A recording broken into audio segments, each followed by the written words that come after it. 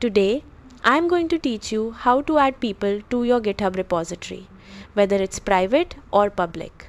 This is useful when you're working on collaborative projects and need to give team members access to your code. First, open your web browser and head over to github.com. Once you're there, sign in using your credentials. After signing in, look at the left panel and select the repository where you want to add a collaborator. Once you're inside the repository, click on Settings in the top toolbar. Now, look at the left sidebar and select Collaborators. This is where you can manage who has access to your repository. On the Collaborators page, click Add People. A search field will appear where you can find the person you want to invite. Enter their GitHub username, full name, or email address. When the correct person appears, click Add next to their name.